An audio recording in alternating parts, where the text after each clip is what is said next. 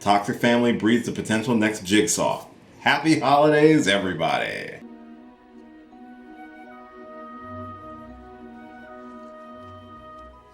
Merry Christmas, sweetheart. Hello, Mother. Welcome home. So glad to see you. Would you like to play some fun games this Christmas?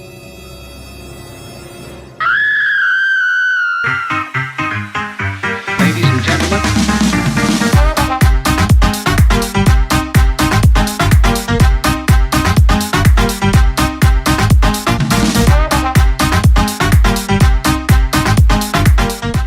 Hey, what's going on, everybody? It's your boy Will, and happy holidays one and all. This retro review, we are taking a look at the classic, the 1990s Home Alone, starring Macaulay Culkin, and is directed by Chris Columbus. This is definitively a Christmas movie because it is smack dab for the Christmas season, and what better way to spend your holiday than wishing for your toxic family to disappear. Before I talk about this classic of a movie, I do want to say two things. Number one, thank you so much for checking out this and all my videos. I really do appreciate it, and hopefully you enjoy this sort of thing. I do movie reviews, trailer reactions, some gaming, some drinking, usually all wrapped around geekiness, and if you do enjoy that sort of thing, hopefully you would subscribe to the channel.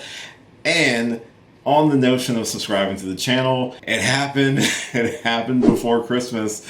This channel has officially crossed the 500 subscriber mark. Thank you so much to everyone who has liked, shared, and subscribed over the course of the last 5 years, especially this year, and especially to the critters out there, because a lot of the leftover subscribers I needed to cross the goal of this year were from the Legend of Vox Machina Red Band trailer review that I did, which, unreal that you guys really loved that trailer reaction and checked it out and liked it and supported it, and I really appreciate it. It just blew my mind how quickly that thing blew up. So I'm glad you enjoyed that video, and I'm glad to everyone who has supported and liked and shared these videos around, not only this year, but over the course of the entire time that I've been doing this sort of thing, because this is a hobby. It really is. And I do try to put a lot of effort into it, because this is what I enjoy doing. I enjoy talking about the things that I enjoy. I love talking about movies. I love talking about anime and other sci-fi things. I love to game, especially board games, and I'm really hoping for 2023 I can just continue to come up with some new stuff and continue with the old favorites that you know and love, and hopefully continue to expand this channel. I really appreciate it. It really means the world to me. So let's talk about a child abandonment and a toxic family. That's kind of a weird segue, but here we go. So 1990s Home Alone. It's one of my childhood movies. 1990, yeah, I was like 7 when the movie came out, give or take. Yeah, 83 to 7. I can do math, I promise. So this is definitely a movie I remember very fondly from my childhood. It is a movie that I've seen many times. And this is a clear example of watching a movie when you're younger and then watching a movie when you're older with more context. I was not prepared for how angry I was going to be at the McAllister family at the beginning of this movie. So if you don't know the story of Home Alone or have never seen this movie, which I'm surprised because there have been so many sequels and direct-to-DVD sequels as well. The story of Home Alone follows the McAllister family who are going on vacation for the holidays, and they accidentally leave their youngest son, Kevin, home by himself, hence the title, Home Alone. It becomes kind of every kid's fantasy to kind of run the house by himself, but things get upended when the wet bandits, things get upended when the wet bandits, Marv and Harry, played by Joe Pesci, and I think Daniel Stern, I think is his name. I'm going to say Daniel Stern. 2 seconds. Later that same evening. Daniel Stern. Daniel Stern! I was right. Anyway, when the Wet Bandits, played by Harry and Marv, played by Joe Pesci and Daniel Stern, decide to try to rob all the houses on their block, not knowing that Kevin is home alone by himself, and it becomes Kevin against the Wet Bandits and the classic pre-Jigsaw era of movies where he sets multiple traps around his house and pushes them to the limits and is able to save his family.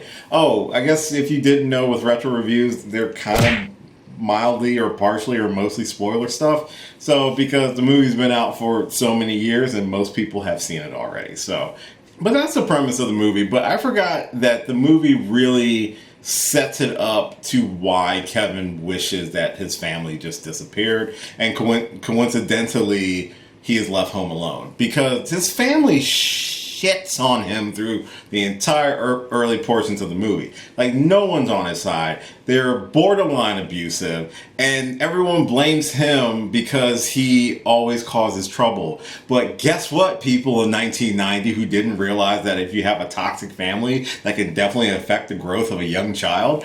He's probably this way because of the abuse his siblings and the neglect of not only his father but his mother have on him. This classic holiday movie is totally about a toxic family exhibiting abusive and child endangerment tendencies to the level that you have possibly bred a megalomaniac of a son. I mean, the fact that Kevin is as level-headed as he is in the situation of being left home by himself, and also how he navigates just being a competent human being, because everyone writes him off as he's being helpless and small and stuff like that. And this kid has not only excellent marksmanship with a BB gun that he probably has not touched, he knows how to set up elaborate traps around his own home. They have a bunch of mannequins in this house. Why? It's never explained at any point in the movie. That was like one of the biggest sticking points of this movie that I never realized as I was growing up, is that how terrible the family treats him.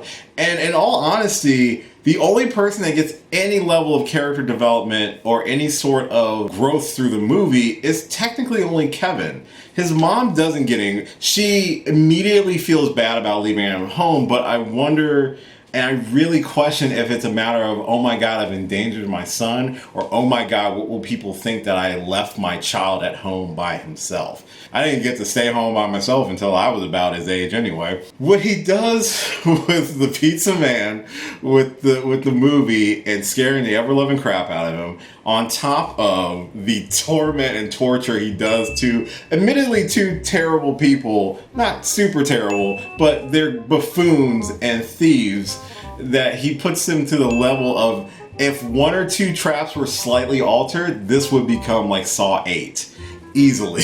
Just purely by the notion of a flamethrower is used. They stepped on glass, stepped on nails, they've slipped on ice. Don't get me wrong, it's still entertaining to watch them go through the traps. How he sets it up is super clever, and probably the most portion of the movie that I remember watching when I was younger.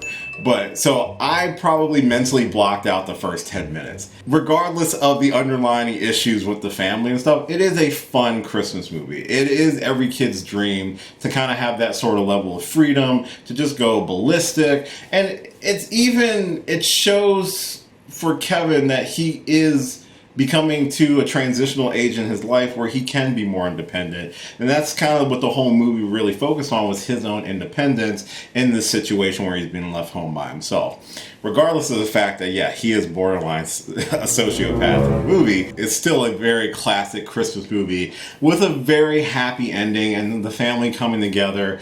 But again, this family is not a family I would honestly root for as an adult. Like, no other portion of the family really showed any sort of growth. Everybody was like, hey, we're home. Oh, you're okay. Even the abusive older brother, who was the catalyst for most of the drama, was like, hey, nice to see you and burn the house down. That's the development. That's your growth from the beginning of the movie to the end. It's ridiculous. Again, the traps are elaborate and fun. You don't want to judge a book by its cover thing with the old man, who was, everyone had these rumors about him, which they never really explain what the rumors are. They alluded to some of the things that caused the fallout with him and his son.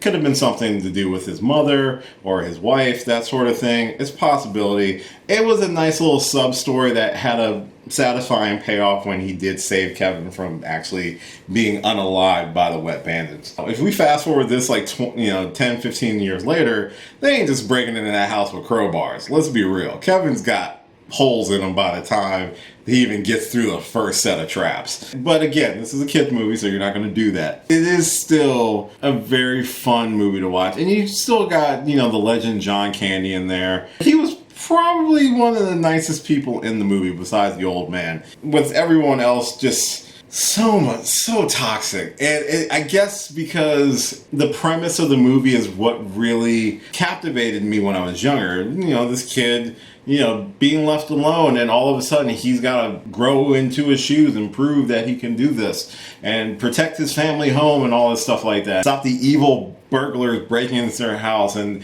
they keep him at a certain level of being buffoons where it's like, oh, all this stuff has happened to him. Oh, he steps on a nail. Oh, an iron comes from a full story down, smashing into his head. A flamethrower lights his head on fire for a considerable amount of time. Paint cans full of paint being thrown. They're being launched into the air and onto hard surfaces. They've backflip landed onto concrete covered in ice. They are dead. They should have died. Oh my god. It's such a precursor to Saw. And the fact that no one has turned this into a horror parody movie, if they did, let me know in the comments. Is there like a horror parody of Home Alone? Overall, it is still a classic holiday movie. It is quintessential a Christmas movie. It's definitely something from my childhood that I look back with much more wonderment than I do right now after revisiting the movie for this review. I still enjoyed the movie. It is still a fun movie. It still has a happy ending. And yes, the mom kind of realizes some of what she's done by the end, but maybe not enough that I would have liked to have seen more growth from the character. And I don't remember the sequel that well. I probably won't watch the sequel because there's a certain person in it that I do not want to see on camera. But I will say the first Home Alone movie is still a classic, albeit borderline a horror movie. I've rambled about this enough. That is my retro review of Home Alone. Let me know what some of your favorite moments from this classic are in the comments down below. Also, let me know if you know of any sort of like parody of this movie as like a horror movie, to see if I'm right that this is borderline a Saw movie. But let me know your thoughts on this movie in the comments down below. Hopefully you will have yourself a wonderful holiday. I don't know if I'm going to get any other videos out before then, so just subscribe to the channel if you would, please. I do have a lot of videos planned because I'm on vacation as of like 20 minutes from now. I will be officially on vacation, and I plan to do a bunch of recordings and some live streams. So subscribe here because I will be streaming on YouTube for the most part. I might stream on Twitch a little bit.